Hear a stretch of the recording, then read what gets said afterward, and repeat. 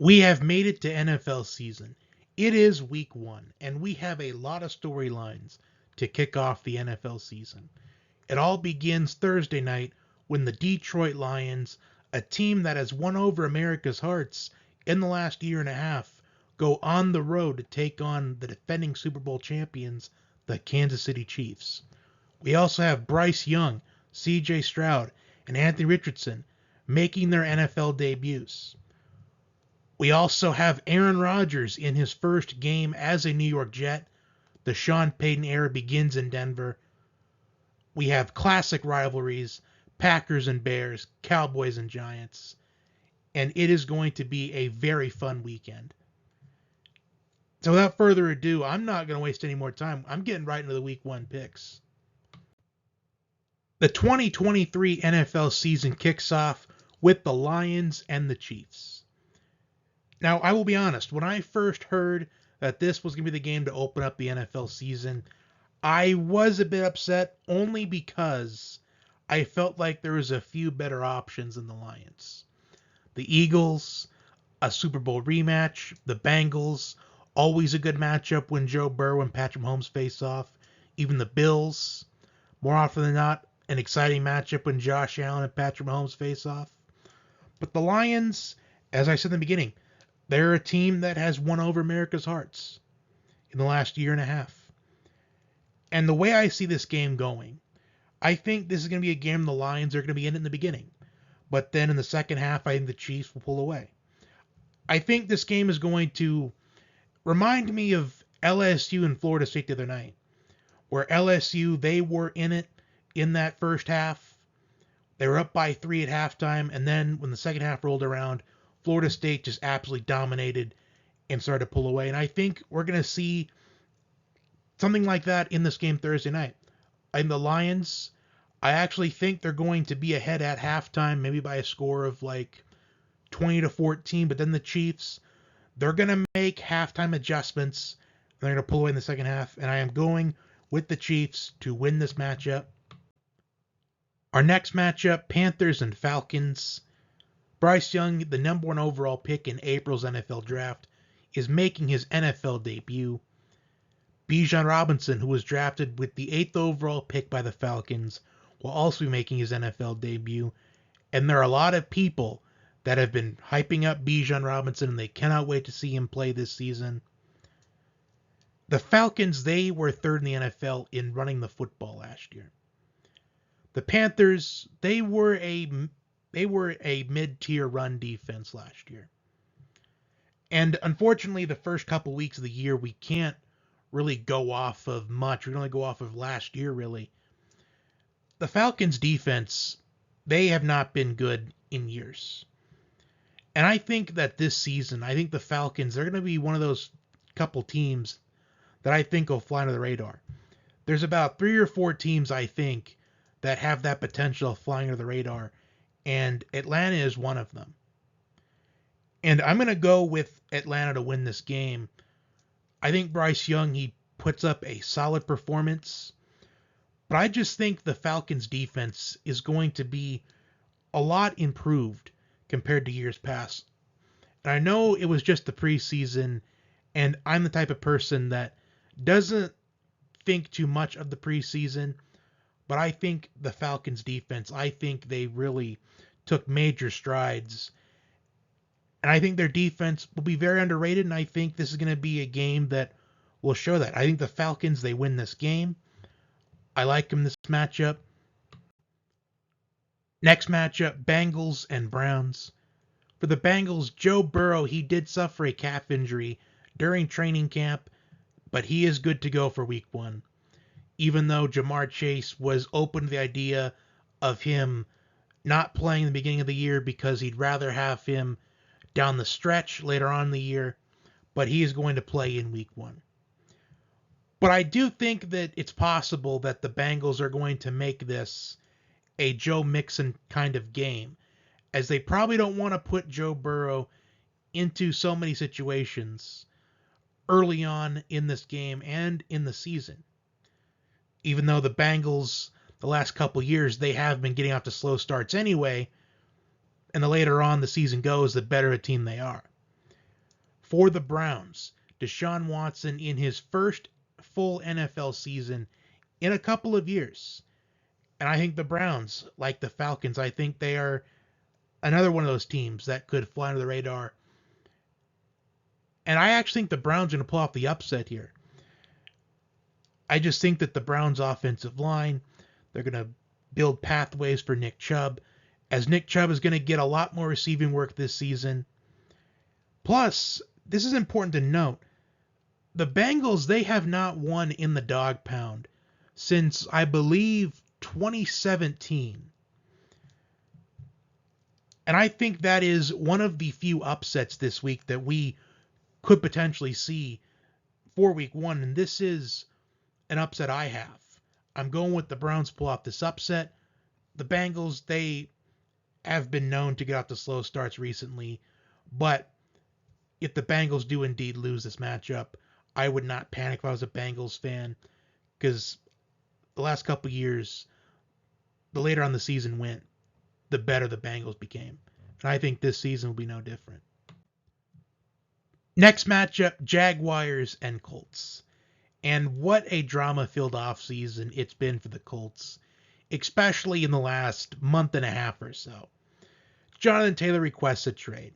Jim Irsay says, no, we're not going to trade you. And then they put him on the PUP list. Then they give Jonathan Taylor permission to seek out trades. And they don't get a trade offer that they're pleased with.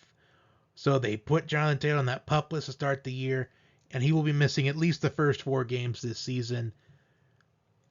And I didn't mention yet that Jim Irsay, he also claimed the day that Jonathan Taylor originally requested a trade that they're not going to trade Jonathan Taylor today or tomorrow or at the trade deadline. But yeah, it's a mess for the Colts right now. And this is personally enough for me, even though I'm rooting for Anthony Richardson in this matchup and his entire career. I just think that this one game, I just think is too much of a distraction for the Colts. I think the Jaguars, they win this game fairly easily. I just want to see how Anthony Richardson performs in this first game. As with Jonathan Taylor not being there for the first 4 weeks, I want to see if Anthony Richardson, if he is going to get a lot more running work in this Colts offense. The Jaguars, they also now have Calvin Ridley to their offense. They also drafted Tank Bigsby. I want to see if Tank Bigsby, I want to see how many carries he gets in this matchup, as it's going to be a big indication for fantasy knowledge moving forward. But I think the Jacksonville Jaguars, they win this game fairly easily. Up next, we have the Buccaneers and the Vikings. And I want to say this right away. I think the Vikings are going to win this game. However, I think this has the potential of being the trap game of the week, where the public, they expect the Vikings to win this game, win it by a pretty heavy margin, but the Buccaneers end up pulling off the shocking upset. As I think the Buccaneers, I think they're being underrated quite a bit, especially their defense. I think their defense could potentially keep them in this game from start to finish. And the Buccaneers, they have pieces on offense to win ball games. The receiving core, Mike Evans, Chris Godwin, Rachaad White at running back. Even Baker Mayfield at quarterback, and I know that Baker Mayfield has gotten criticism his entire career, but I still think that Baker Mayfield is an underrated quarterback. Plus, the Vikings defense is still suspect to me. Even though they hired Brian Flores as the defensive coordinator, I still find their defense sus going into the year. As did the Vikings truly do anything to improve their defense? That is the question that we're going to find out on Sunday. At least we're going to get an idea on Sunday. I think the Vikings win this game, but don't be surprised if the Buccaneers pull off the upset in this one. Up next, we have the Titans and the Saints. The Titans signed DeAndre Hopkins in the offseason. Now the Titans offense features Derrick Henry and DeAndre Hopkins. Unfortunately, Derrick Henry and DeAndre Hopkins aren't getting any younger. And they have an aging Ryan Tannehill at quarterback. I just think this is a recipe for disaster for the Titans. Although I still think Derrick Henry is going to have a very strong season. I think DeAndre Hopkins has the potential of having a strong season. But I don't think DeAndre Hopkins is going to have the kind of season where he gets back to that elite prowess that he did early on in his career at the Texans. The Saints, they are another team that I think can fly under the radar. In fact, a lot of people think so as well. I've seen some people go as far as saying the Saints, they could be the team that wins the NFC and represents the NFC in the Super Bowl. And to be honest, I could see that, as recently we have had at least one team in the Super Bowl that nobody necessarily expects to be there in the beginning of the year. There's countless examples of that. The Super Bowl lately, it's more often than not been a team that we expect to be there, or at least we can make an educated guess they'd be there, and a team that flies under the radar and we don't expect in the preseason, in the beginning of the year. I think the Saints, they are a candidate for that, as they got a quarterback upgrade in Derek Carr. Derek Carr is a quarterback I feel like is severely underrated. And I think this season, I think he's going to show that. As Michael Thomas, if he can play a season fully healthy, I think Michael Thomas has the potential of being back to his old self as that strong, reliable receiver. And I think the Saints, they win this game. I don't know about fairly easily, because I think Derrick Henry has the potential of being able to carry the Titans, but I'm still picking New Orleans. Up next, we have the 49ers and the Steelers. And believe it or not, I think this is going to be a very low-scoring game. I think this will be a defensive slugfest, even though the 49ers, they looked like a dominant team down the stretch until they ran into the Eagles in the NFC Championship game. The Steelers, they're going to be a much improved offense, I should say. To say they're a much improved team in general, I think would be kind of a stretch, considering the Steelers, they always go above 500 under Mike Tomlin. The Steelers drafted Broderick Jones in round 1 of April's NFL draft to build running lanes for Najee Harris. And the Steelers did cut Najee Harris's workload a little bit last season, but that was mainly because he was dealing with the foot injury, the Lisfranc injury, throughout the entire season. But I think now that Najee is back and fully recovered, I do think he's going to return to that workload that he had in his rookie season. Which I don't think that necessarily means that Jaylen Warren's going to be nearly completely out of the Steelers running game. I still think there's going to be moments where he's going to shine in that Steelers running game. I just think Najee Harris is getting back to that workload he had in his rookie season. And I almost went the upset here, as I do think if this is indeed a low-scoring game, the Steelers have a strong chance to win this. But I am going with the 49ers. I just think that Brock Purdy's going to make a play late in this game that Kenny Pickett won't be able to. And I'm picking the 49ers in a very low-scoring game. About 17-13 in that kind of ballpark. Up next, we have the Cardinals and the Commanders.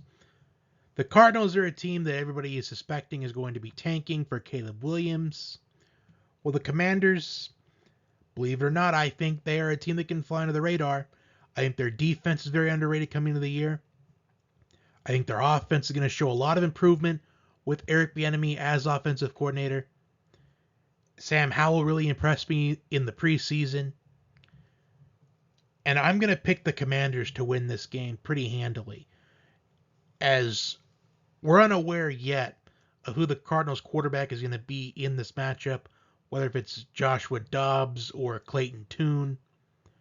I don't think it matters. I think the Commanders, they win this matchup fairly easily. I would not be surprised if the Commanders, if they had like maybe 7 or 8 sacks in this game and a pick 6 or 2. I expect the Commanders defense to absolutely have a feast on a very depleted and honestly defeated coming into the year Cardinals offensive line and offense in general, as Kyler Murray still hasn't recovered from the ACL injury.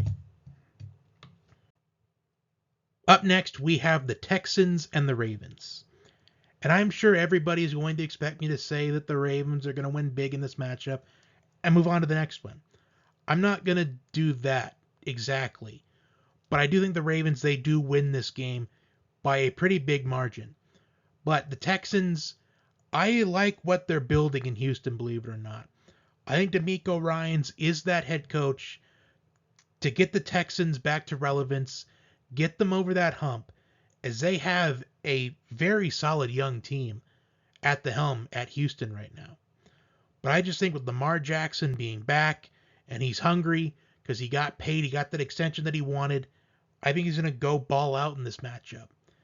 And I think the Ravens, they do win by a pretty big margin, but even though the Texans, they have been a team that has struggled for years, I think that they have the right guy wearing the headset to get them out of the funk of the NFL, as they do have a very solid young core in Houston, but I still think they're maybe about 2 or 3 seasons away from taking that next step.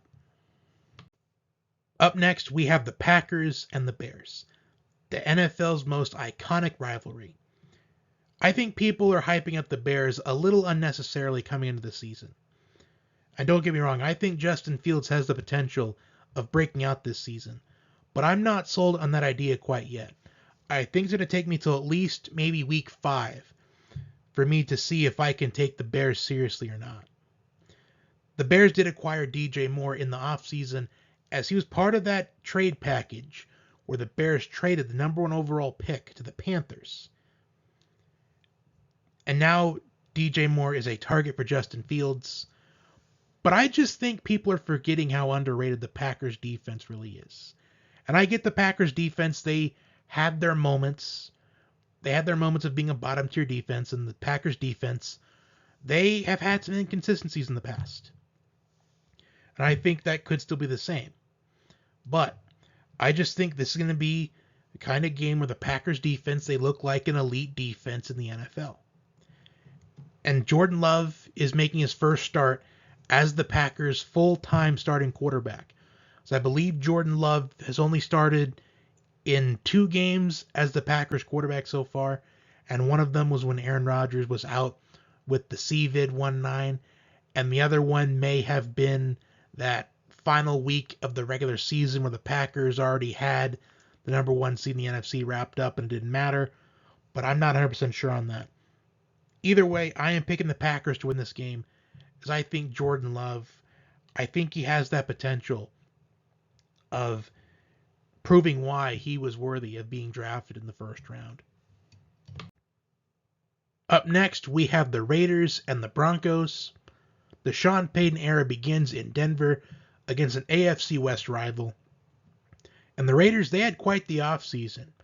They were looking to extend Josh Jacobs, but Josh Jacobs was not satisfied with the contract he was being offered. He doesn't sign it. He is, at that point, either forced to sign the franchise tag or hold out. And he was calling the Raiders bluff. He was saying he's going to hold out and not play this season. He left Vegas completely, but he signed the franchise tag eventually, and now he's back. And I imagine Josh Jacobs is going to want to make the Raiders look foolish for not giving him that extension that he wanted after leading the league in rushing yards last season.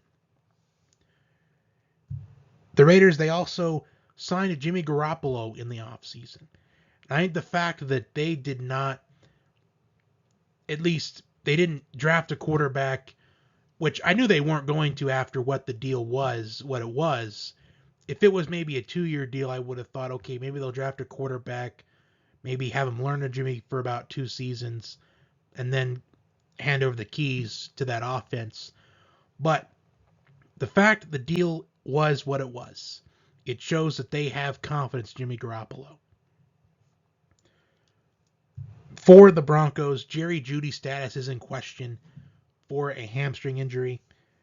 And I'm about 60 to 70% sure that Jerry Jeudy won't play in this game. Even if he does, I do not expect him to be that much of a factor, as they don't want to put Jerry Jeudy in harm's way. But I am picking the Broncos in this matchup, so I do think even without Jerry Jeudy, Cortland Sutton and or Marvin Mims will step up in this matchup. Eagles and Patriots. The Eagles' redemption tour begins on the road in Foxborough against Bill Belichick and the Patriots.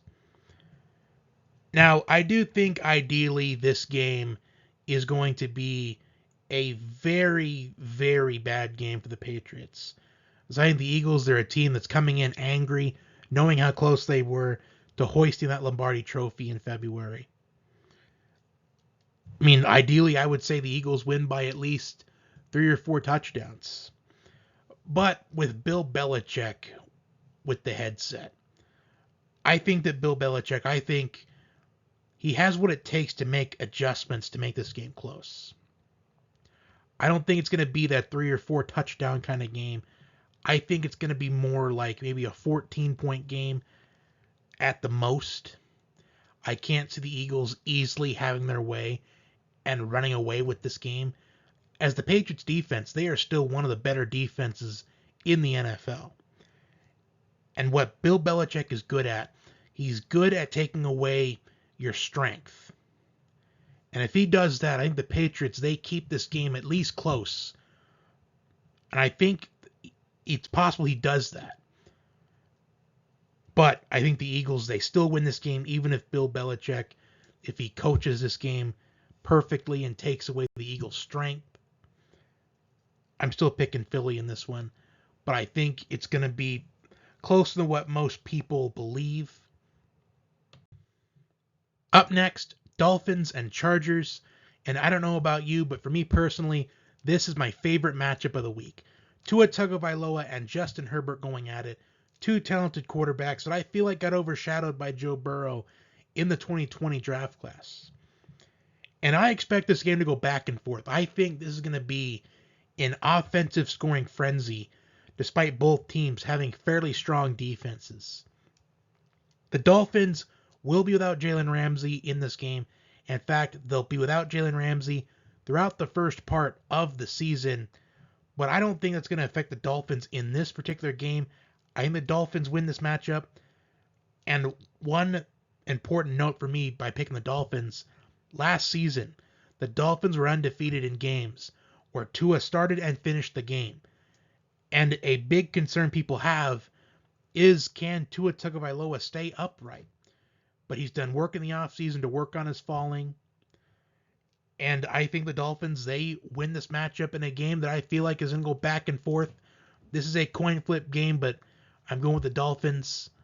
I just like them a little bit better this week. But this is, as I've already mentioned, in my opinion, my favorite game of the week, because I think it's the best game of the week. Rams and Seahawks. Both these teams had opposite fortunes last season. The Seahawks, they flew under the radar, made the playoffs when nobody expected them to, especially with Geno Smith at quarterback. And for the Rams, coming into last season as the defending champions, their season was a disaster from the start. Anything that could have gone wrong for the Rams last season, it did. Matthew Stafford is back after missing most of last season. But the question is, does he still have anything left in the tank? Cooper Kupp, he injured his hamstring in training camp. He suffered a setback.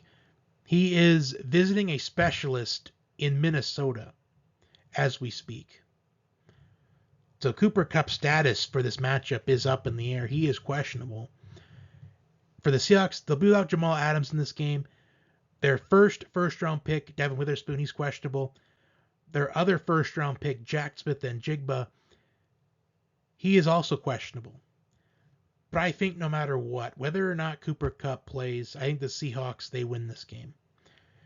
If Cooper Kupp does play, I don't know how effective he'll be, as I can't imagine the Rams wanting to put Cooper Kupp in harm's way in week 1. So regardless if Cooper Kupp plays or if he doesn't, I think the Seahawks, they win this matchup pretty easily. Even though I want to believe that Matthew Stafford still has something left in the tank, but I'm convinced that 2023 will be Matthew Stafford's swan song season. Sunday Night Football, Cowboys and Giants. The Giants, they had a breakout season, made the playoffs last season under first-year head coach Brian Daboll, made it to the divisional round before losing to the Eagles in dominant fashion. And for the Cowboys, same old, losing to the 49ers in the divisional round, ending their season. And they lost Zeke Elliott and Dalton Schultz, two big offensive playmakers in the offseason. The Giants, they extended Daniel Jones. Saquon Barkley was forced to sign the franchise tag as they could not come to an agreement. I do want to acknowledge the forecast is calling for showers in this game, so that is something to keep an eye out on. But I'm going to pick the Cowboys to win this game, as I just feel like the Cowboys, despite losing a couple of talented pieces on offense last season, I still think they are the better team in this matchup. Even though this is a road game and road games are difficult, and this is a rivalry game, and in rivalry games you can throw stats and records and numbers out the window. But I just think that the Cowboys are the stronger team this matchup. I'm still not sold on Daniel Jones, even though he had a good season last year. He got the Giants to the divisional round of the playoffs. I'm going with Dallas. Week 1 concludes with Monday Night Football, and what a matchup we have for Monday night this week. The Bills and the Jets. Aaron Rodgers makes his debut with the New York Jets. It's what he's wanted since the offseason began. I think a change of scenery is going to provide a more positive impact on Aaron Rodgers, as he had a difficult time last season. And I think the change of scenery is going to do wonders for him. After he spent those 96 hours in the darkness, I think the Jets are going to win this game. The Jets, they signed Dalvin Cook in the offseason, and I think Dalvin Cook's going to have a big impact in this game and in the early portion of this season as Breece Hall concludes his recovery from the ACL injury he suffered last season. And I think for the Bills, I think them losing Von Miller for this matchup, Von Miller being absent in this Bills defense, is going to hurt them more than what people will realize. And I think the Jets win this game in the debut of Aaron Rodgers with the New York Jets. And that concludes my Week 1 NFL predictions. For review, I had the Chiefs, Falcons, Browns, Jaguars, Vikings, Saints, 49ers, Commanders, Ravens, Packers, Broncos, Eagles, Dolphins, Seahawks, Cowboys, and Jets all winning this week. Comment your picks in the comment section down below. Like, share, comment, and subscribe. Have a wonderful day, and enjoy the NFL this weekend. Enjoy the football in general, as the Week 2 college football predictions will be out a little later on. Stay tuned.